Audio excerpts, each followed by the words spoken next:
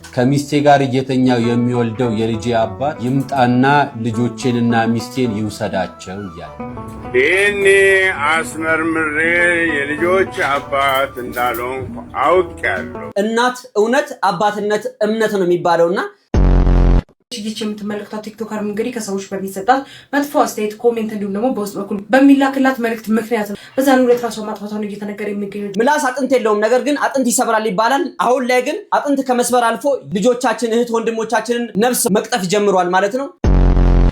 ከተቻለ ድሃ ወንድ አታግቡ። ድሃ ወንድ ታማኝ አይደለም። ምክንያቱም ታማኝ ይሁን አይሁን ገና ሀብት ሲያገኝ ነው የምታውቂው ማለት ነው። እናንተ በዚህን ያክል እንደዚህ እንደምትራቀቁት ሀብታሙም ገንዘቧን እንዴት እንደሚያመጣው ስለሚያውቅ ያው ጭንቅላት አለው። አርቲስት አስረስ ስዩም እንግዲህ በስተርጅና ይሄው ቦክስ ካልገጠምኩ እያለ ነው። እስቲ እንስማው። ከዛሬ ጀምሮ ቦክስ ጀምሬያለሁ። እስቲ አንድ የሽማግሌ የሚለውን ሰምተን እንምጣ። እኔ እንደሚመስለኝ ገና ጓንቱን እንዳደረከው እንዲህ የምትተከለኝ ይመስለኝ። ጎጸሙ በመታሸ ጓንት ነው። በጣም የሚያናደኝ ማለት ነው ሶሻል ሚዲያ ላይ ሴቶች ሲሉ ሽምግልና እንደዚህ ለምንድን ነው እንደዚህ እኮ ባህላችን አይደለም ምናምን ምን አገባሽ። ጅል ሲመክሩት የቀኑበት ይመስለዋል ይባላል። ወንድ ይዛተኛ ያለሽ አጠገባችን ስለ እናቴ ብዬ ማውራት አልፈልግም፣ ግን አሁን እሷ ስላነሳች ነው የሚመልስሽ። አልደግሞም ይሄን ቃል ይቅርታ። ተዘጋጅተሃል? ተምዬ ተዘጋጅቻለሁ።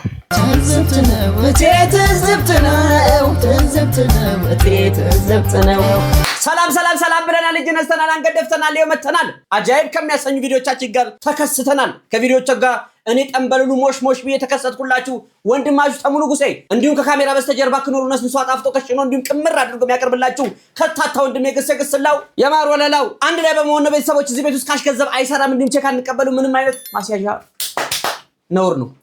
እኛ ጋር የሚሰራ ሰብስክራይብ በተኗና አርጋችሁ በቃ አንድ አመት ሙሉ ተከረበቱ። ይበቃችሁ። ልክ አይከርበቱ። ላይኳን እስቲ ባካችሁ ዛሬ 5000 እናስገባው። ከመጀመሪያችን 5000 ያስገቡት። እስቲ የዛሬ ቪዲዮአችን እንግዲህ ትዝብት ነው።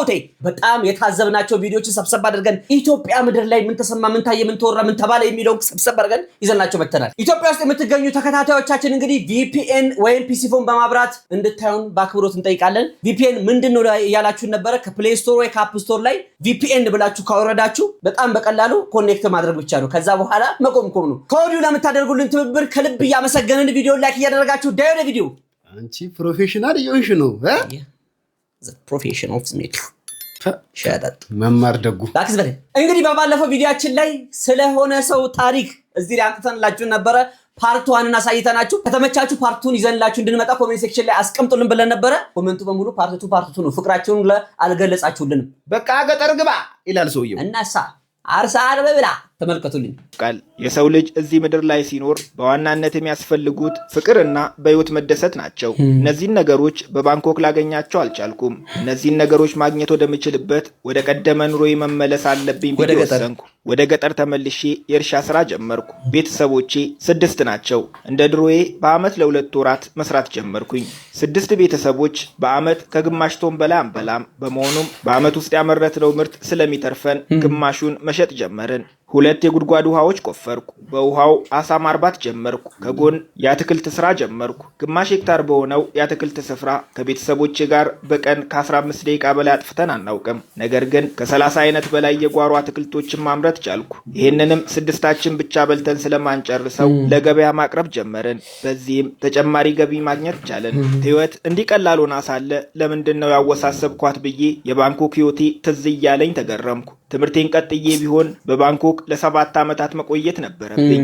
በቀን ለ8 ሰዓት ሰርቼ ተምሬ ጠግቤ እንኳን ለማልበላበት ህይወት እሰቃይ እንደነበር ሳስብ በውሳኔ ኮራው። የማውቃቸው ከክፍላችን አንደኛ ይወጡ የነበሩ ጥሩ ስራ በጥሩ ደሞዝ አገኙ ተብሎ የተዘመረላቸው ሰዎች 30 ዓመት ተቀጥረው ሰርተው ዛሬም የራሳቸው ቤት የላቸውም። በደህና ጊዜ ትምህርቴን አቋርጬ ገጠር የገባሁት እኔ ዲግሪ ሳይኖረኝ እነሱ ጥሩ የሚሉት ስራ ሳይኖረኝ ቀኑን ሙሉ መስራት ሳይጠበቅብኝ የራሴን ቤት ለመገንባት የወሰደብኝ ጊዜ 3 ወር ብቻ ነው። ከጓደኛዬ ጋር ሲነጻጸር እሱ ዛሬም የቤት ባለቤት ስለመሆን ሲጨነቅ እኔ 29 ዓመት ከ9 ወር ነፃ ጊዜ አለኝ ማለት ነው። ህይወት ቀላል ነው የምለው ለዚህ ነው። በ3 ወር መገንባት የምትችለው ቤት 30 ዓመት ሙሉ እንዲያስጨንቅ ከፈቀድክ በገዛ እጅ ህይወትን እያከበድካት ነው ማለት ነው። በየዓመቱ አዳዲስ ቤት እገነባለሁ። አሁን ላይ ጭንቀቴ እንዴት ነው የቤት ባለቤት የመሆነው ሳይሆን ዛሬ ደግሞ የትኛው ቤት ነው የማድረው የሚል ነው። ሌላው የባንኮክ ነዋሪዎችን ህይወት የሚያከብደው አለባበስ ነው። መጀመሪያ ቆንጆ አይደለንም ብለው ያስባሉ። ቆንጆ እንዳልሆነ የሚነግራቸው የቁንጅና ስታንዳርድ የሚያወጣላቸው ሚዲያው ነው። በመሆኑም በሚዲያው መስፈርት መሰረት ቆንጆ ሆኖ ለመገኘት ቴሌቪዥን ላይ እንደሚያዩቸው አክተርና አክትረሶች ለመሆን ይጥራሉ። ሜካፕ፣ ልብስ፣ ጫማ፣ የሚቀቡት ሽቱ ራሳቸውን ለመሆን ሳይሆን ቆንጆ ናቸው ብሎ የሚያስቧቸውን ሰዎች ለመምሰል ነው። እኔ ከብርድ የሚከላከለኝን ልብስ ገዝቼ ለመልበስ ከ1 ወር በላይ መቆጠብ አይጠበቅብኝም። የገዛሁትን ልብስ ለብሼ መስታወት ፊት እቆማለሁ። ሁሌም አዲስ ልብስ ለብሼ መስታወት ፊት በቆምኩ ቁጥር ራሴን መልሼ ሳየው አልለወጥም። መስታወት ውስጥ የሚታየኝ ሰው በፊት የማውቀው ሰው ነው። ውድ ልብሶች ማንነቴን ካልቀየሩት ለምንድን ነው ውድ ልብሶችን የምፈልገው ብዬ አሰብኩ። ፋሽን ለምንድን ነው የምከተለው? ምክንያቱም ሰዎች ፋሽንን መከተል ፋሽንም መጓዙን አያቆምም። ፋሽን መቼም የማይደረስበት ነገር ነው። የማንደርስበትን ነገር ለምን እንከተላለን? እስኪ በያለንበት እንቁምና በምንከተለው ነገር ሳይሆን ባለን ነገር ደስተኛ እንሁን።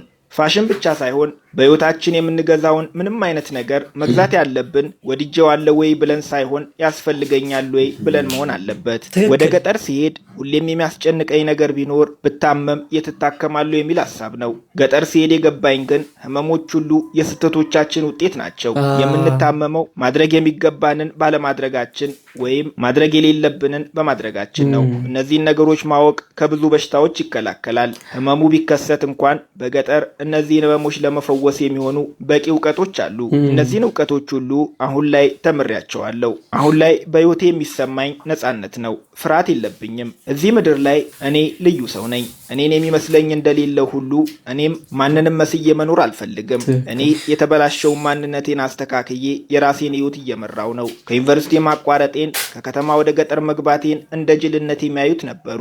እንግዲህ ምን ማድረግ እችላለሁ? ሰው ነኝና የራሴን እንጂ የሰዎችን ጭንቅላት መቀየር አልችልም። አመሰግናለሁ። እንግዲህ ለምንለፋው እንግዲህ ዩዜን ቦልት ለሆን ነው ለኛ ፍጥሮች እንዲህ እንደ ሸማኔ መወርወሪያ ከቤት ወደ ስራ ከስራ ወደ ቤት ከቤት ወደ ስራ ለምንለው ገጠር መኖር ኦፖርቹኒቲ ኖሮን ከተማ ላይ ለምንቀበዘበዝ ትልቅ መልእክት ነው የሰጠን።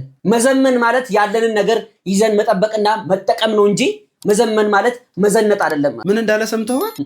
ልብስ አዳዲስ ልብስ ገዝቼ መስታወት ፊት ስቆም ምንም የሚቀየር ነገር የለም ከለበስኩት ልብስ ውጪ። ሰውየው አይቀየርም ራሱ ነው። እንግዲህ አቤት ቅንጭላት እና ይሄ ምን ያስብላል?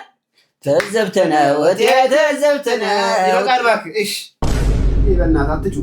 ተዘብተነ ወቴ ተዘብተነ ወዳጅ ከዞረ ፊቱ ከጨከና አንጀቱ ኡይ እስም ታዘብኩ ግን አሳልፈ ሰጠኛለህ። እኔ በቃኝ። ከሚስቴ ጋር እየተኛው የሚወልደው የልጄ አባት ይምጣና ልጆቼንና ሚስቴን ይውሰዳቸው እያለ ይህኔ አስመርምሬ የልጆች አባት እንዳልሆንኩ አውቄያለሁ። ይህን የማደርገው ነፍሰ ገዳይ እንዳልሆንኩ እንድታውቁልኝ ስለምፈልግ ነው። የልጆቼም አባት በድብቅ ከሚኖር ግልጽና እውነት በሆነ መንገድ ኬክ ቆርሼ ላስረክበው። ንገሩኝ ባካችሁ፣ ንገሩልኝ ባካችሁ። ሳይሳቀቅ እንዲኖር ንገሩልኝ ባካችሁ።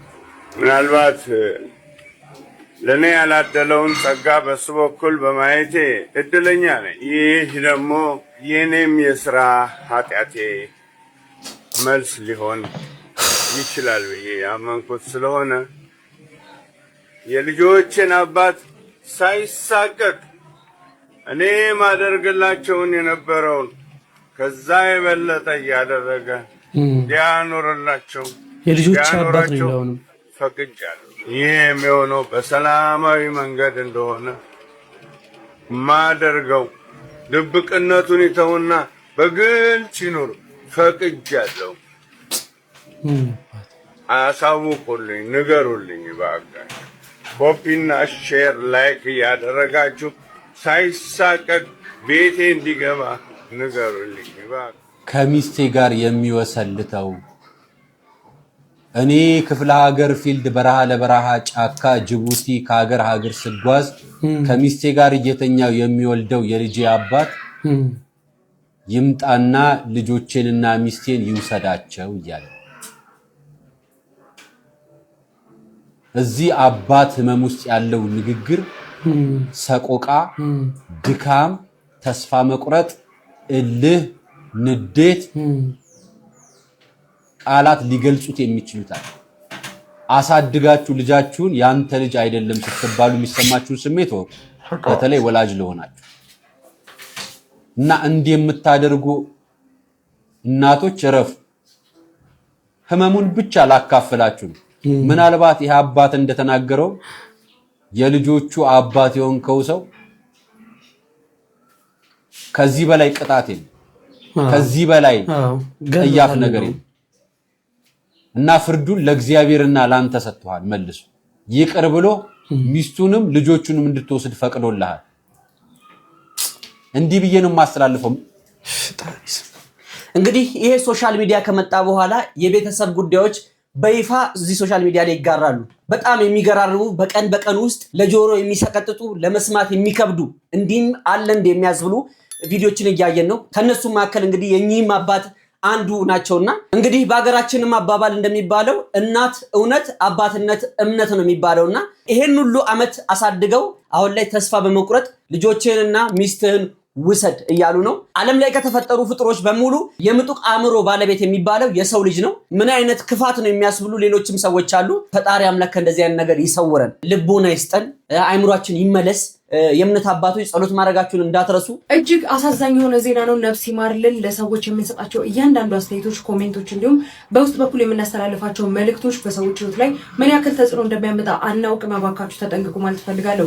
እቺ ከጀርባ የምትመለከቷት ቲክቶከርም ቦሊ ትባላለች። በቲክቶክም ከ800 ሺህ በላይ ተከታይ ያላት እንዲሁም ደግሞ የራሷን ቢዝነስ የምትሰራና በማህበራዊ ትስስር ገጿ በሆነው በቲክቶክም ስራዎቿን በማስተዋወቅ እንዲሁም የተለያዩ ነገሮችን በመስራት ትታወቃለች። ይቺ የምትመለከቷት ቲክቶከር እንግዲህ ከሰዎች በሚሰጣት መጥፎ አስተያየት ኮሜንት እንዲሁም ደግሞ በውስጥ በኩል በሚላክላት መልእክት ምክንያትም እንግዲህ እጅግ በጣም ተማራ በምትመለከቱት መልኩ ይሄን የምትመለከቱትን ቪዲዮ በመስራት የስንብት ቪዲዮ ማለት ነው እንዲሁም ደግሞ የይቅርታና ራሷን ለማጥፋት እየተዘጋጀች እንደሆነ የሚያመለክቱ የተለያዩ ቪዲዮዎችን በመቅረጽና በመፖስት በዛሬው ዕለት ራሷን ማጥፋቷን እየተነገረ የሚገኙ እጅግ በጣም አሳዛኝ ነው። ለሰዎች የምንሰጣቸው የምንናገራቸው እንዲሁም ደግሞ የምንጽፋቸው እያንዳንዱ አስተያየቶች እንግዲህ በሰዎች ህይወት ላይ የሚያመጡት ተጽዕኖ እንዲሁም ደግሞ የሚያደርሱት ጫና አይታወቅም። መባካችሁ ጥንቃቄ አድርጉ ማለት ፈልጋለሁ። ለማሸታችን ነፍስ ይማርልን። እንግዲህ በአገራችን አባባል ምላስ አጥንት የለውም፣ ነገር ግን አጥንት ይሰብራል ይባላል። አሁን ላይ ግን አጥንት ከመስበር አልፎ ልጆቻችን እህት ወንድሞቻችንን ነፍስ መቅጠፍ ጀምሯል ማለት ነው። አንዳንድ ጊዜ እኛ ቀለል አድርገን የምንጽፋቸው ትንሽዬ ቃላት የሰውን ልብ እንዴት እንደሚሰብር አናቅምና እባካችሁ ሶሻል ሚዲያ ላይ ያላችሁ ሰዎች የምትናገሩትን ነገር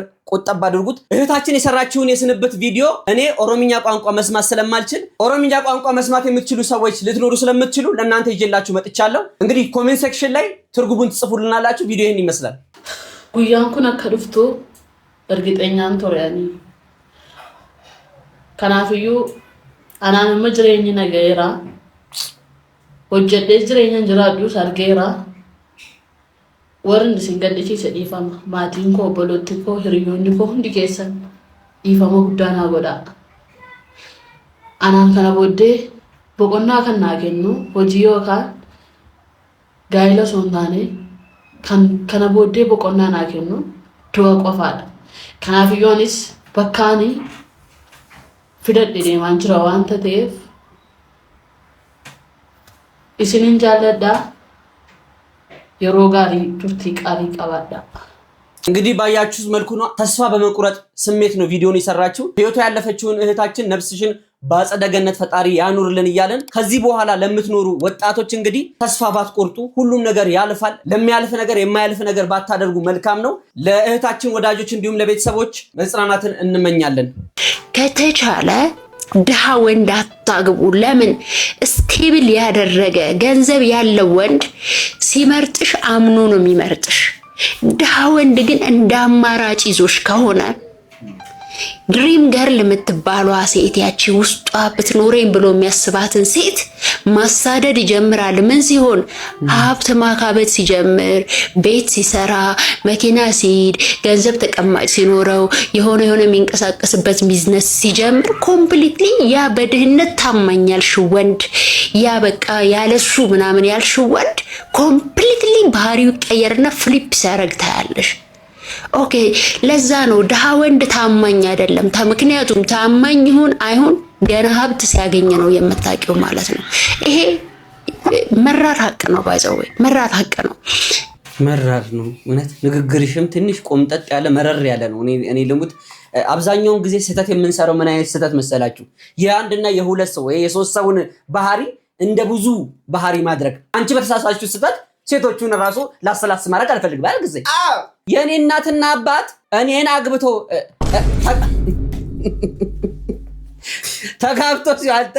ተጋብቶ ሲወልዱ እኮ ቤሳቢስት ያልነበራቸውም እግዚአብሔር ይመስገን አሁንም የላቸውም በእርግጥ።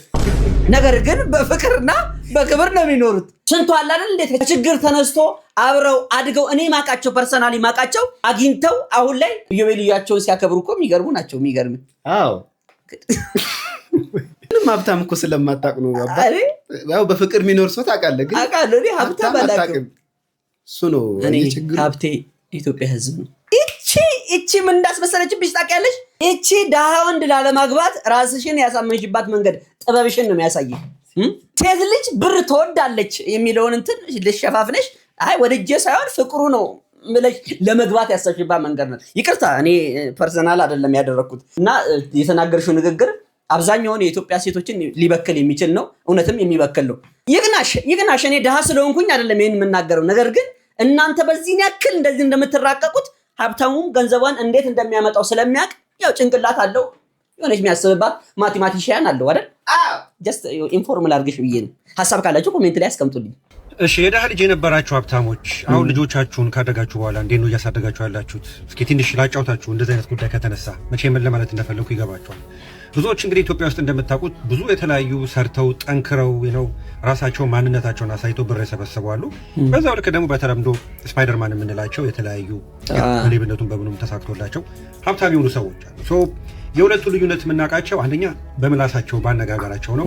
ሁለተኛ ባላቸው አጠቃላይ ሁኔታ ወይም ቦዲ ላንጉዌጅን በሉት ወይም አስተሳሰብ ነው።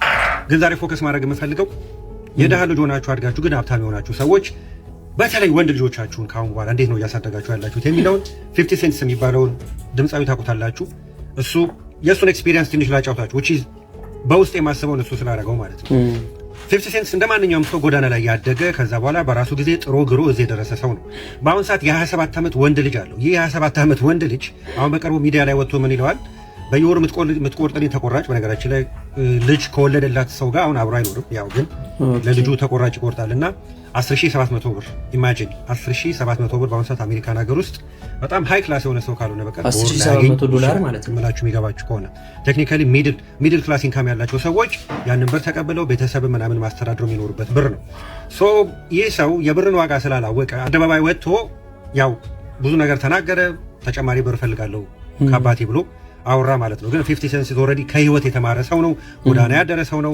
የገንዘብን ዋጋ ያውቃል ነው። እንደዛ ካልክማ በአደባባይ እንደተናገርክ እኔም በአደባባይ አዋርድሃለሁ ብሎ ቴክኒካሊ ምን አለው? እኔ ከዚህ በኋላ እድሜ ልክን አንተ ልደግፍ አልችልም። የሆነ ቢዝነስ ላቋቁምልህና ስታርት አድርገህ ከዛ ራስን ሄልፕ አድርጋለሁ። እሱም የሰጠው መልስ ኧረ አረማን ሁሉ ማን ይለፋል ግን ከአንተ ብር አምጣ አለው። እንግዲህ ሶሪ እኔ አባት ነኝ አለው። አባት ነኝ ግን ከዚህ በኋላ ለአንተ ምንም አይነት ነገር የማድረግ ኃላፊነቱም የለብኝም። ሲጀመርም አንተ የብርን ዋጋ አታውቅም ብሎ መልሶ በአደባባይ የገዛ ልጁን አዋርዶታል ማለት ነው። በተለምዶ እንደውም አንድ ንግግር አለ ኢትዮጵያ ውስጥ ብዙዎቻችሁ ታውቁታላችሁ ብዬ አስባለሁ። አንድ አባት ቁጭ ብሎ ሊስትሮ እያስጠረጉ ያለ ልጁ ሊስትሮን ሰርቶ ከጨረሰ በኋላ ብር ሲሰጡት የሚሰጡት ሁሌ የተናገረውን ብር ነውና አንድ ቀን ጠየቃቸው። አባት እርስዎ ሁሌ የሚሰጡኝ ብር የተናገርኩትን ብር ነው፣ ልጆት ግን ለእኔ የሚሰጠኝ ብር ጨመር አድርጎ ነው ብሎ ሲላቸው ልጄ እሱ የሀብታም ልጅ ነው፣ እኔ ግን የድሃ ልጅ ነኝ አሉ። ገብቷቸዋል። የገዛ ልጃቸው ነው ለሊስትሮ ብር የሚሰጠው ምለው የሚገባችሁ ከሆነ ሲጀመር ይህ ሰው መጀመሪያውኑ ልጁ ማለት ነው ያለፋበትን ብር ያገኘ ስለሆነ ያደገው ካደገ በኋላ ራሱ በ27 ዓመቱ የብርን ዋጋ አያውቅም። $10800 ማለት አሜሪካ ነገር ቅድም እንዳልኳችሁ ሌሎች ቤተሰብ መስርተው በጥሩ ሁኔታ የሚኖሩበት ብር ነው ከሞላ ጎደል። ገብቷችኋል። በሴቱም በኩል የሚመጣው ደሞዝ እንዳለ ሆኖ ማለት ነው። ሶ ይሄን ታሪክ ያነሳውላችሁ ምንድነው ኢትዮጵያ ውስጥ ብዙዎቻችሁ ሀብታሞች ልጆቻችሁን የብርን ዋጋ አስተምራችሁ ነው ወይ የምታሳደጓቸው ከተባለ አክንሴ 75% 100% ኖ የለም። በጣም የሚገርማችሁ ቤካም የሚባል እግር ኳስ ተጫዋች አለ አይደል? ታውቁታላችሁ። እና እሱ ወንድ ልጁን እንግዲህ ሀብታም ነው፣ ብዙ ነገር ማድረግ የሚችል ሰው ነው። ግን ለቤታቸው ለልጆቹ መኝታ ቤት እንኳን ሰራተኛ አልተቀጠረም። ገብቷቸዋል። ራሳቸው አልጋቸውን አንጥፈው ይወጣሉ። ለሚያደርጉበት ያንን ስራ የገዛ መኝታ ቤታቸውን ለሚያጸዱበት ግን እሱ ደግሞ ደሞዝ በየሳምንቱ ይከፍላቸዋል ማለት ነው። ተገቢውን ማለት የተጋነነ ሳይሆን ተገቢው ደሞዝ የማንኛውም የሚከፈለው ሳይሆን ገብቷቸዋል። በጣም አናሳ ደሞዝ ግን ምንድነው ገንዘብ እርን ማድረግ እንዳለባቸው ገንዘብ ደግሞ እርን ለማድረግ መስራት እንዳለባቸው አይምሯቸውን እየሰራ ነው። ገብቷቸዋል። ሰው ከዚህ አንፃር አሁን ኢትዮጵያ ግን ብዙዎቻችሁ ሀብታሞች ለገዛ ልጆቻችሁ እንዴት ነው ስለ ብር ዋጋ እያሳያችሁን ያሳደጋችኋቸው ወይ ከተባለ አይደለም፣ ቀጥታ ወደ ሞት ነው የምትመሯቸው አይደል? አብዛኛው የአዲስ አበባ በሉት በኢትዮጵያ ያሉ ወጣቶች በሏቸው የሀብታም ልጆች አባቶቻቸው ወይንም ወላጆቻቸው ስለ ገንዘብ ዋጋ ምንም ነገር ስለማያሳዩአቸው አብዛኞቹ ጉበታቸውን እየተፉ ነው እየሞቱ ያሉት። እና ይሄ ነገር ካሁን አስባችሁ ልጆቻችሁ የእናንተ ሌጋሲ ማስቀጠል ካለባቸው እናንተ ናችሁ ጭንቅላታቸው ላይ ልትሰሩ የሚገባው። ኢትዮጵያ ውስጥ የገንዘብ አይደለም ችግር፣ የአስተሳሰብ ችግር በጣም አለ። ይህ ችግር በዳውም ቢኖርም በሀብታሙም ቢኖርም ሀብታም ሆናችሁ ራሱ ሀብታም ሆናችሁ ትርጉም የሚያጣበት ጊዜ ይመጣል ማለት ነው። አንተ ጠንክረህ ተክተ የሰበሰብከውን ብር እሱ ከመሬት ተነስቶ ግን እንደ ሸክላ ሊነድብህ ይዘጋጃል ማለት ነው። እና አንዳንዴ በጣም ሲከፋ አንተ የምትሞትበትን ቀን ይጠብቃል። ንብረትን ሊወስድ ሄዶ በጣም አሰቃቂው ፓርት ኢትዮጵያ ውስጥ በብዛት በአሁኑ ሰዓት ቁጭ ብሎ የወላጅ ጡረተኛ የሆነ እናትና አባቴ መቼ በሞቱ ሀብታቸውን ቦሮስ ብሎ የሚቀመጥ የቀን ጅብ ያለበት ከተማ መሆኑን ይታወቃል። የማይታወቅ መስሏችሁ ከሆነ ጨርሻለሁ። ይመች ምን ያስብላል ይሄ ትዝብት ለወላጆች ነው። ሙሉ ነገሩን ወንድሜ ተናግሮታል። እኔ የምጨምርበት ማከልበት ነገር የለም። ነገር ግን ትንሽ እንበል። አሁን ሆቴል ቤትና ጭፈራ ቤት በየመጠጥ ቤቱ የሞሉት ማን ናቸው? የእነዚህ ሀብታም ልጆች ናቸው። እሺ ለምሳሌ እንደው የሚያስተዛዝብ ነገር ልንገራችሁ። እንደው ለሊስትሮ ለሚጠርግላችሁ ሰው ስንት ብር ነው የምትሰጡት? 20 ብር 10 ብር። መንገድ ላይ እሺ ለሚያውቃችሁ እንደው ሰላም ነው ለሚላችሁ ስንት ነው የምትሰጡት? 100 ብር። ተመልከቱ እንግዲህ ለሚሰራው 10 ብር 20 ብር ትሰጣላችሁ። ለማይሰራው ግን እንዲንዘላዘልበት 100 ብር 200 ብር ትሰጣላችሁ። አትስጡ አይደለም። ነገር ግን የምናደርገውን ነገር እንለይ ነው። ይሄ ለወላጆች ነው። ገንዘባችሁን ላባችሁን ጠብ አድርጋችሁ ነጭ ላብ ከመቀመጫችሁ ጠብ እስኪ ድረስ ሰርታችሁ ሞታችሁን የሚጠብቅ ልጅ ነው እያሳደጋችሁ ያላችሁት። ይውጣ ይስራ። ልክ እንደ ቤካም መሆን ያለባችሁ። ከቤካም ተማሩ። እኔ ከቤካም ጋር የቅርብ ግንኙነት ስላለኝ ነው ይህን ነገር ያመጣውላችሁ። ውሸታ ልጆቻችሁ እንዴት ነው እያሳደጋችሁ ያላችሁት? እባካችሁ ቼክ አድርጉ። አለበለዚያ ቂጡን በርግጫ የሚመታ ልጅ ነው የምትወልዱት። ነገር ፍለጋ ታክሲ ሁሉ ዞራለሁ። እሺ ኮንትራት ይዤ ዞራለሁ። ምንም ነገር አጣው። እሺ ነፃ ላይ ግቢ ገብሬ ወጥቼ ምን ነው መድኃኒዓለም ዛሬ ፍላጎት ምን ነው ዛሬ ነሳኝ። ምን አለበት ነገር እንኳን ገጥመኝ ምን ብዬ ወረድኩ። ንዴት ማብረጃ ማለት ነው። አዎ ለካ ነው እዚህ መምጣቱን አላወቅኩ። እንግዲህ ሆነ አላወቅኩ። የኛ ሰው ነው የሚመስለው፣ ጥቁር ነው። አዎ ታይሰን በኋላ እንዲህ በሂልተን ሆቴል እንዲህ ሲወጣ እኔ ቁልቁል ስወርድ ወደ ህይወት ገላመጠኝ። ታይሰን ልሞትልህ። እሺ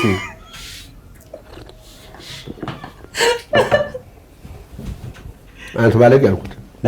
አገለማመጥ ነው። አዎ እሱ ያገሩ ሰው መስሎት ነው። እኔኛ ሰው መስሎኝ ባለጌ ሰው እንዴት ይታያል አንተ አልኩት።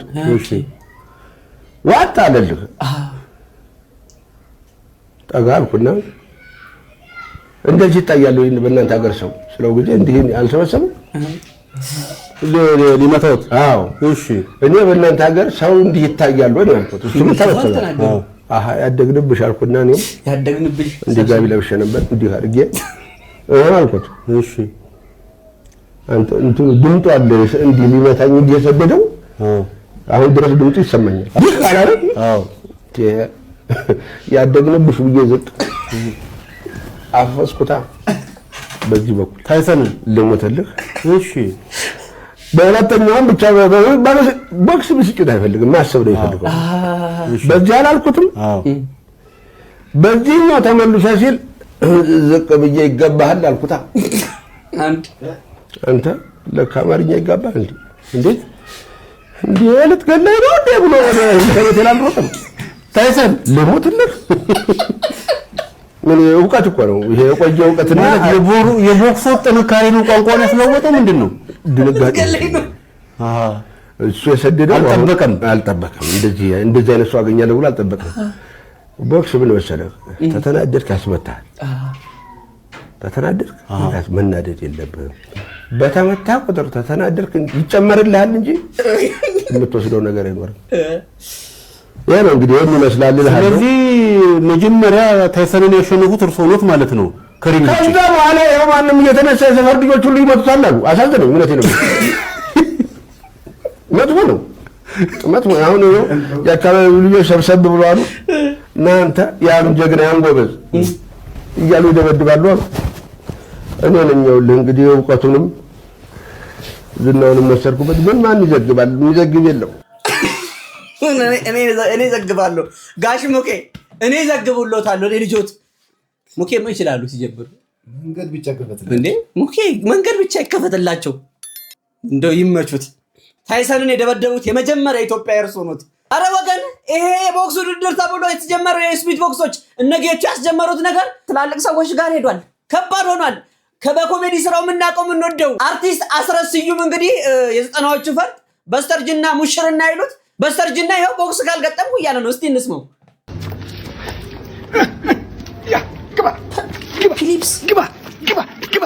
ግባ ከዛሬ ጀምሮ ቦክስ ጀምሬያለሁ። ቦክሱ ነው የሚያዋጣኝ ልጄ። እንዴ በ4000 ብር ተገብቶ 4 ደቂቃ። አረ ዘንድሮ ነው ቦክሰኛ መሆን። ዘንድሮ ነው የፈለገ ሰው ቻሌንጅ አደርግሃለሁ የሚል ሰው ፋይት አደርግሃለሁ የሚል ሰው እድሜው ከ75 ዓመት በላይ ኪሎ ከ45 ዓመት በታች ምግብ ብዙ የማይበላ ትንሽ ቀመስ ሻይ ነገር አጥሚት ነገር ትንሽ የሚቀምስ ባይበላ ይመከራል። እኔን ቻሌንጅ የሚያደርግ ሰው ካለ አሁኑኑ ይምጣ።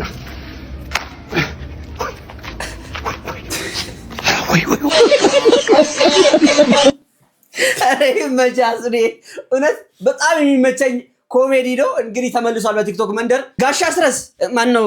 አርቲስት አስረስ መስፈርቱን እርሶ ራሱ ሰምተውታል። እድሜ ከ75 ዓመት በላይ ኪሎ ከ45 ዓመት በታች በቀን አንድ የሚበላ አጥሚት ወይ ሻይ ብቻ ፉት የሚል እንዴ! ይሄ እኮ ከመቃብር ነው የሚገኘው እኮ እንዴ! የሞተ ሰው ካልሆነ በስተቀር ተሸክመን እንምጣ። እንግዲህ በሰሞኑ በቦክስ ውድድር ላይ ያሸነፈ ጥሩ ብር፣ የተሸነፈ ባዶ እጁን አይወጣም ደህና ገንዘብ ይዞ ይወጣል ተብሏል። በዚህኛው ዙር ደግሞ እንደውም አሸናፊ 4 ሚሊዮን ብር ተሸናፊ 1 ሚሊዮን ብር ይዞ ይወጣል ተብሏልና ያንን ተመልክቶ ብዙዎቹ ቦክሰኛ እየሆኑ ነው። አርቲስት አስረስ ባስተላለፈው መልእክት መሰረት መስፈርቱን አሟላለሁ ያሉ አንድ አባት መጥተዋል። እንግዲህ እስቲ እንስማ። እስቲ አንድ የሽማግሌ የሚለውን ሰምተን እንምጣ። የፈለገ ሰው ቻሌንጅ አደርግሃለሁ የሚል ሰው ፋይት አደርግሃለሁ የሚል ሰው እድሜው ከ75 ዓመት በላይ ኪሎ ከ45 ዓመት በታች ምግብ ብዙ የማይበላ ትንሽ ቀመስ ሻይ ነገር አጥሚት ነገር ትንሽ የሚቀምስ ባይበላ ይመከራል። እኔን ቻሌንጅ የሚያደርግ ሰው ካለ አሁኑኑ ይምጣ። እንደሰማችሁት ነው እንግዲህ ያው እድሜን እንዳልኩ አሟልቻለሁ። ኪሎዬም እንደዛ ነው። ምግብ ምትለውም አልወድም። አጥሚት ምናምን እንኳን ከየት ተገኝቶ ሸገር ዳቦ በውሃ በልቼ አንድ ዳቦ ሸገር ዳቦ በውሃ ነው በልቼ የምውለው። የሚመች ከሆነ አለሁልህ ቅጠረኝ። ጥሪን ተቀብያለሁ። የትም ቦታ ቅጠረኝ። ዳይ አድርሱለት።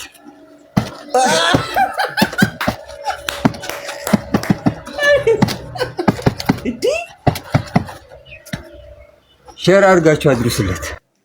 ኧረ ወገን እንዴት እየሄዱ ነው እንዴ? እኔ እንደሚመስለኝ ገና ጓንቱን እንዳደረከው እንዲህ የምትተከል ነው የሚመስለኝ። የምትተከሉ ልበልኝ። የምትተከል አንተ አታጣረኝ። ስርዓት ያዝ። እንግዲህ ጸቡን ተስማምተውበታል። በህፃናት ጓንት እንሞክራለን። መታሸው ነው ጸቡ በመታሸ ጓንት ነው። በነገራችን ላይ እኔም ቻሌንጁ ተቀብዬ እኔም በዚህ መልኩ ጥሬና አቅርብ ያለው ለጸቡ እንግዲህ በዚህ መልኩ እንግዲህ አስገባው እንጂ አንተ እንብየው። ይሄንን ቪዲዮ ለዚህ ለስዊት ቦክስ ባለቤት ለጌች ተብዩ አድርሱልኝ። ከሳቅ ጀርባ ያለውን መራራ ህይወት የተገነዘብኩ አይመስለኝም። ስማ እኔ 5 ሚሊዮን ብር ኦፈር አቀርብልሃለሁ። አንተ አታሲዝም። ግጥሚያው ማድረግ የምፈልገው ካንተ ጋር ነው። ቀጥታ ሳይን ዘ ኮንትራክት። ኮንትራቱን ስታዘጋጅ በድንገት ህይወት ሊጠፋ ስለሚችል የሱንም ኃላፊነት መውሰድ እንዳለበት ማካተትን እንዳዘነጋ። ለማንም አልመለስም እና አሹ እንዲሁም የሥራ ባልደረቦች የሆናችሁ በሞላ ንገሩት። ይሄን ቪዲዮ የምታዩሉ ሜንሽን አድርጉት። እፈልጋለሁ እንድታቀው ንገሩት። እኔ እናንተ ቀድመን ፊት ለፊት ተገናኝተን ፌስ ቱ ፌስ ፉል መጫወት አለብን። ልታስበሉኝ ለማንኛውም ለወጣቱና ለስፖርት የምታደርገውን ነገር ከኛ በላይ ፈጣሪ ጨምሮ ጨማምሮ ይክፈልህ። እናም አዳሜ በየመጠጥ ቤትና ጫት ቤት ያለሽ ሁላ እየመጣልሽ ነው፣ ጉድሽ ፈልቷል። ቀድመሽ ወጥተሽ ትሬኒንግሽን መስራት እንዳዘነጊ ሜንሽን አድርጉት፣ አድርሱለት። ቴንክ ዩ። የኔ ጸብ ደግሞ ከተወዳዳሪዎች ጋር አይደለም ከዋና ካዘጋጁ ጋር የስዊት ቦክስ ባለቤት ሆነው ጌች ጋር መፋለም ፈልጊያለሁና እምቢ ብሎ ፈርቷል። በጣም ፈርቶ በአማላጅ ላኩ እማኝ ባለበት አስጠየቅኩኝ። በውስጥ እኮ በቃ ላከ ይቅርብን ይሄ ነገር አለ። እሱን ላለመውጣት ፈልጌ ነበር ካልከው እሺ ይቅርብን ይቅርታ ብሎኛል። እዚሁ ሶሻል ሚዲያ ላይ ይዤላችሁ እመጣለሁ። ራሱ በባለፈው ቪዲዮ እንግዲህ ሁሉንም ተተረሰን ጨረሰ። በባለፈው ቪዲዮ እንግዲህ ሽምግልና በተመለከተ በጣም ብዙ ትዝብቶችን ይዘን መተን ነበረ። ይህንን ነገር እቃወማለሁ የሚሉ እንስቶች ተነስተዋል። እስቲ ባካችሁ ተመልከቱልኝ በምን አይነት መንገድ እንደሆነ። በጣም የሚያናደኝ ማለት ነው ሶሻል ሚዲያ ላይ ሴቶች ሲሉ ሽምግልና እንደዚህ ለምንድን ነው እንደዚህ እኮ ባህላችን አይደለም ምናምን ምን አገባሽ ክሊርሊ ምን አገባሽ እንዴ ባልየው ሲያማርር ሰምተናል አልሰም እንግዲህ ሽክምሽክም ኃይሉ ጋር እያለ ሲሄድ ነው እያየን ያለ ነው it's always the single ones ደግሞ ወይ ደግሞ እንደዚህ ያልተደረገላቸው ሲያገቡ አግብተው በቃ እኔ አቅም ካለው እርሻውን አምጣልኝ ነው የምለው ቤብኔ እርሻውን ነው የምፈልገው ባኬት አልፈልግም እርሻውን ነው የምፈልገው ፈለገ እርሻው ጋር ወስዶ ያግባኝ ከፈለገ ወይ ሽምግልና ነው ይደግስ I don't care ብቻ አቅም ካለ እናንተ ምን አገባችሁ እግዚአብሔር ይመቻቸው በጣም እንትን ይበል ባህል ምናምን ከመቼ ደግሞ ባህል እንትን ማለት የጀመራችሁት እንደዛ እኮ ዲቴል መሄድ ከተጀመረማ ሱሪ ማታደርጊም ቀጥታ ነጠላሽን አድርጊ ወይ የሆነ ነገር ተከናነቢጅና ሴት ልጅ ደግሞ ትገላለጠው ኤግዛክትሊ ሶሻል ሚዲያ ላይ ብቻ አይደለም ባህል የሚከናወነው ባህሉ ካታሰባችሁ በተረፈ ግን አረ በቃ ሄተራቱ ሆኖ እግዚአብሔር ስማም ይሄ ቅናት ነው ይሄ ክሊርሊ ቅናት ነው እንጂ why would you care በቃ አይተሽ ደስ ሲሉ ላይክ ካልተመቸሽ ኦኬ ስክሮ ሴቶች የትኛው ባህላችን ነው ያብት ፒክኒክ ተወነዛ ምን ይባላል መሰላችሁ ዛሬ ተረት አበዛውባችሁ ጅል ሲመክሩት የቀኑበት ይመስለዋል ይባላል እታለም ላንቺም ሆነ መሰሎችሽ እንዲሁም ለሌሎች ነው ይሄንን ነገር ግልጽ እንዲሆንላችሁ ስለምፈልግ ነው ይዞላችሁ ስለሚመጣው አበባ ሳይሆን ይዞባችሁ ስለሚመጣው መዘዝ ነው ያወራነው እና ምንም ነገር ያምጣልሽ ጉዳያችን አይደለም ዛሬ ሽማግሌ በስነ ስርዓት ተልኮ ስለምታገቢው ሰው ማንነት በስነ ስርዓት ማወቃቸው ለነገ የትዳሩ ህይወትሽ የተሳካ እንዲሆንልሽ ሽማግሌ በተላከበት ቀን ባልሽ አንቺን ይዞ ወጥቶ ንቀት እንዳያድርበት እንዲሁ መናናቅ እንዳይመጣ መከባበሩ እንዲመጣ ነው ሽምግልና የተፈለገው ኧረ ዱላም አለው እኛ ለምን ይሄውና እህትሽ ብላሻለች እኮ ተመልከችልኝ ወይኔ ጉዴ ፈላ የቀና ብዙ ያወራል አይዞሽ ገለቴ አወቀችብኝ ሰው እንዴት ነው በሂውማን ሄርና በሜካፕ የሚቀናው ትዳር በማስተዋልና በጥበብ ነው የሚመራው በማስተዋል ይሰራል በጥበብ ነው የሚጸናው አያችሁ አሁን እናንተ የምትቀኑት በሂውማን ሄርና ማታብ ታጥቦ በሚጠፋው ሜካፕ ነው የምትፎካከሩት ለአንድ ቀን ድግስ ነው እንጂ ነገ ከነገ ወዲያም ምን ይመጣል በምን አስተዳድራለሁ ልጅ እንኳን ባፈራ በምን አስተዳድራለሁ እንኳን ብላችሁ አትሉ ይሄ ነው ትውልድ እንኳን በቃ ትውልድ ማለት ይሄ ነው ብሩ የሚወጣው ብር እንኳን ነገ የምትተዳደሪበት እንኳን መሆኑን አታቂ ምን አለ አስተዋይ ሴት ለሽምግልና መኖር አለበት የለም ማለት አይደለም ግን በአቅም በህግ መሆን አለበት በሽምግልና ድሮ እንደሚደረገው መሆን አለበት እዩኙኝ አትበሉ ሽማግሌ ግን መደገስ አለበት ነው ያልኩት እንጂ ግን ያንሃል ደግሞ በጣም ልክ እንደ ሰርግ መሆን የለበትም ነው ያልኩኝ ያለሁት ቀንተሻል ምናምን እኔ 50 2-3 አይደለም 100 እጥፍ የማድረግ አቅም እግዚአብሔር በብዙ የባረከኝ ሴት ነኝ ግን ደሃ ላይ አልፈነጭም አንድ ሰው ተባረከ ሲባል ለደሃ ሲተርፍ ነው እንጂ ከአንድ ደረጃ ወደ አንድ ደረጃ እግዚአብሔር ሲያሳድገን ለሌላ ሰው ነው እንጂ ካልሆነ እንስሶች ነን ማለት ነው እንስሳ ስለማያስብ ማለት ነው ስለዚህ እናንተ አሁን የምትቀኑት እንትኑን እርሻው ደግ ቢያመጣልኝ ምናምን አይምሮ የላችሁማ የሚወጣ ብር የእናንተ መሆኑ እንኳን አታውቁ ነገ ከገባሽ በኋላ ምን በላለሁ ልጆቼ በምን አስተዳድራለሁ እቃ በምን አይሽ መቀመጫሽ እንኳን ሳታቂ የቤትሽ ሶፋ ወንበር ሳትገዢ ግን ሾ ኦፍ አበባ ምናምን ነገ በሚጠወልገው አበባ ነው ምቀነው ነገ እንትን በሚባለው በሚደፋው ምግብ ነው ምቀነው በሱ ነው የሚቀነው በቃ ይሄ ነው የምታውቁት ይሄ ነው ትውልዱ በቃ ሽማግሌ መላክ አለበት አዎ ሴት ልጅ በስርዓት ማግባት አለበት ሰርግ እንኳን ባይኖር በሽምግልና ግን ደግሞ በልክ መሆን አለበት። አበባው ምናምን የእውነት ትክክለኛ ትዳር ይሄ እንደናንተ ዛሬ አግብቶ ተሳክተ አገባች እኮ ሽማግሌ ተላከላት እንድትባሉ ነው እንጂ የእውነት ትዳሩን ፈልጋችሁት አይደለም። በብዛት እያልኩኝ ሳይሆን አንዳንድ ዛሬ ትጋባላችሁ በመነጋታው በ6 ወር ነው የምትፋቱትን አናቃችሁም እንዴ? ሾፍ የምታረጉ ሰዎች ይደገስ ግን በስርዓት መኖር አለበት። በስነ ስርዓት የሚፈልጉ አሉ ትዳር ይሄ ትልቁ ተቋም የሚገቡ ሰዎች አሉ። በስነ ስርዓት የሚፈልጉ ሰዎች አሉ እና ለነሱ ባንዘጋጋባቸው መልካም ነው። በመኔ ደግሼ ሰው ጓደኛዋ እንደዛ ሆና እሷስ እንዴት አርጌ ላገባት ነው? እንዴት አርጌ ነው ሽማግሌ ምልከው? በእናንተ የመጣ ማለት ነው እና ሾፍ ማድረግ የለባችሁ። እንትን አንተሻል ምናምን 100 እጥፍ የማድረግ እንትን አቅም አለኝ። ግን ተመሳስልን ነው መኖር ያለብን ከደሃ ጋር። ይሄ ነው እንግዲህ ትውልድ ማለት ውርጋጥ። ስታምር ግዜ እናቴ ትሙት ደስ ስትይ የሆነ ነገርሽ እንደው እኔ መንፈስ ይወዶሻል። አንተ ሁሉ ነገር ፍትፍት አድርገው በሶስት ደቂቃ ጀባ ምንም አንጨምርበትም። ተቀበይ። እንተዛዘብ ከተባለ እህቴ እንዳለችው በተጋቡ በወሩ የተፋቱ አላያችሁም? እዚህ ሶሻል ሚዲያ ላይ ሙሉ ሰርቼላችኋለሁ። በተጋባን እንደው በ6 ወራችን በ1 ዓመታችን ስቶሪ ታይም ተፋታን።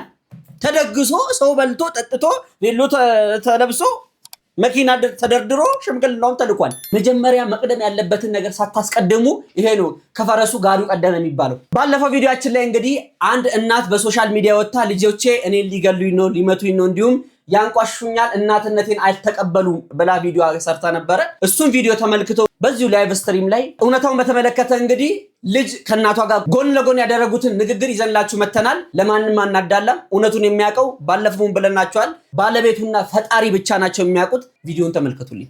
ወንድ ይዛተኛ ያለሽ አጠገባችሁ ስለ እናቴ ብዬ ማውራት አልፈልግም፣ ግን አሁን እሷ ስላነሳችሁ ነው መልስሽ። አልደግሞም ይሄን ቃል ይቅርታ እኔ ቅር ይበለኝ ማውራትም አልፈልግም። ይሄን ግን እሷ በጣም ኦቨር ሄዳለች። ገባሽ? እኔ ሳልሆን ራህመትን ጠይቂያት። ራህመት ወንድ ይዛ አጠገባ ተኝታ ራህመት ሰምታለች። በሃይማኖት ተጀምሮ በራህመት አልበቃ። የትኛው ማበረታቻ ነው አሁን እናቴ ብዬ ምላት? ከዛም አልፎ ተርፎ የክላስ ሜትሽ ይደውሉልሻል። ጭራሽ ዊክ ሰክታ ወጣች ይሉሻል፣ ጥፍር ሰክታ ወጣች ይሉሻል። ለምንድን ነው የእናንተ እናት እየተባለ የሚጠራው?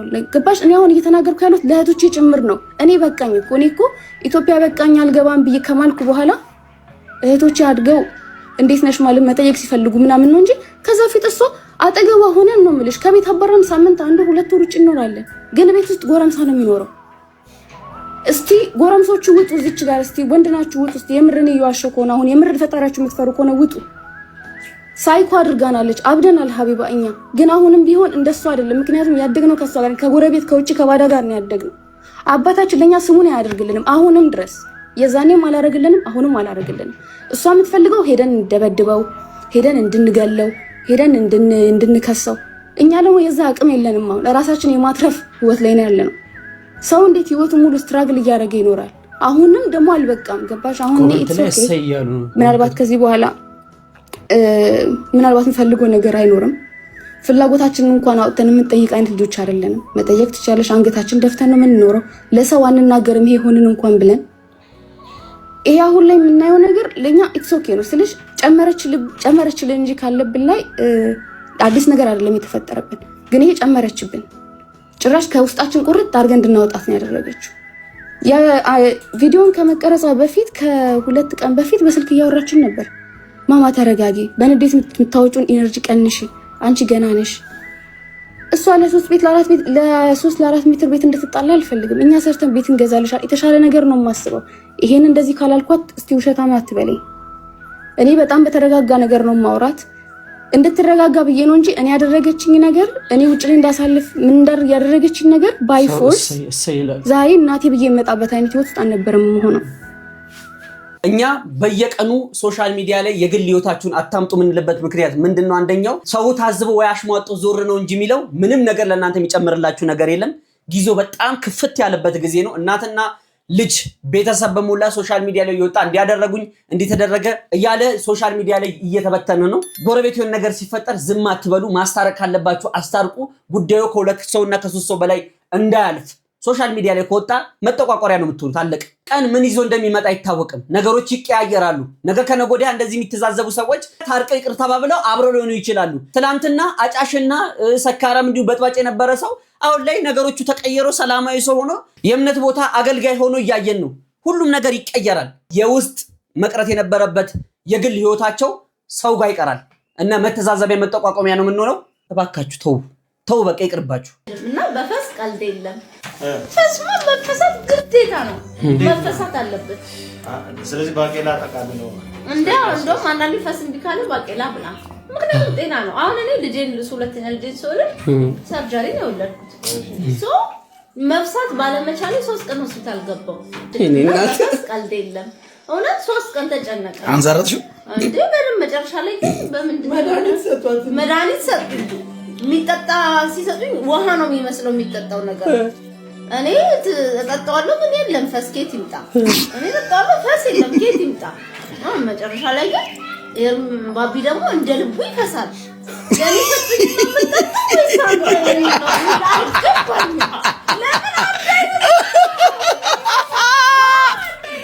እሺ በቃ ሽታይሎም ግን ለካሱ ለሌት ሰጥኝ መድኃኒት ነው የሚጠጣው። ውሃ ነው የሚበጠበጥ ፓውደር ነው፣ ጉዳት የለውም። በኋላ ላይ 3 ቀን የታሸሁት ለካ በሱሱ የኔን እየጠጣ ነው። መጨረሻ ላይ እስቲ በደንብ ጠጭ አድርጊና ወፈር አድርጋ ይዛ መጣች። እሺ አንዴ ይሄ እንትን ተስተሰለ እንደ ማይክል ጃክሰን እንትን ላይ የሚሰሩት አስክሬን ነገር የሚመስሉት ነገር የለም። የዘገሪ ሆስፒታል ቀሚሱ በጣም ነው የሚዘገነነው። በዚህ ግልኮስ ተሰክቶልኝ እንደዚህ ጋር የሚሄድታው ጭር ብሏል ኮሪደሩ። ብቻዬን ያን ኮሪደር ወክ ማድረግ አለብህ እንድትፈሳ ከጠጣከው በኋላ እንዲህ ያልኩ ይሄድ ነው መሰለኝ። በቃ እንደ ማይክል ጃክሰን እንዲህ ያልኩ ነው የሚመስለው። ተጉጆ ስመለስ ፈሳ አልፈቃ ቤቴን ኒዳ ወደ ቤታችን እንድንም ተቀላቀልኩ። ፈስቼ ወጣውና ፈስ ጤና ነው አይደለም። እንዲህ ብለሽ ሰው ያፈነዷል ታታታታታ። እኔ እንደውም አንዳንድ ጊዜ ጦርነት የገጠመን ሁላ ነው ይመስለኝ። ምሽግ ሁላ የሚይዝበት ጊዜ አለ። ኧረ በደራት ሂድ ተሳብ የሚል ስሜት ነው ከውስጥ የሚመጣው። አሁን ላይ እንደው የሰው ኑሮ ሁኔታ ይሁን ካለበት ጭንቀት ይሁን አላውቅም፣ በየመንገዱ አይታችሁ ታውቃላችሁ። በቃ ጠር ሰው ከራሱ ጋር እያወራ ነው ሲባል እንቀታቸው ላይ እያወራ ነው የሚመስለው። እንዴ ጭራሽ ቼክ አያደርግም እኮ አላማና ለምን አይሰማም። ቡም ፈስ ጤና ነው አለች። ቤተሰቦች ቪዲዮን አይታችሁ ጨርሳችኋል። አፕሮቭ ሰጥተናችኋል። መጨረሻው ሰዓት ላይ ነው ያላችሁት። ነገር ግን እስካሁን ድረስ ሐሳብ አስተያየታችሁን አልሰጣችሁንም። ኮሜንት አልተደረገም፣ ላይክም አልተደረገም፣ ሰብስክራይብም ዘግይቶብናል። ምን ነው ምን አጠፋም፣ ምን በደልን፣ እሱንም በውስጥ ጻፉልን። ይህ በእንዲህ እንዳለ አትልም እንዴ አንተ? አይ እሱ ዜና እኮ ነው። ይህ በእንዲህ እንዳለ ጋዜጠኝነት እንትን ይህ በእንዲህ እንዳለ ስትሸጋገር እኮ ነው። አሁን እንዲህ እያለን የፕሮግራማችን ማገባደጃ ላይ ደርሰናል። አርቋል። እንወዳችኋለን። የምር ነው ብላችሁ ከልብ ነው እንወዳችሁ። ፈጣሪ አክብራችሁ ሰላም፣ ጤና፣ ፍቅር፣ አንድነት ለሁላችንም ይስጠን። አሜን። ቴንክ ዩ። ይሄ ይቀራል። በቃ ቀረ እኮ ይሄ ቲቪ ላይ እንዴት ነው? በቃ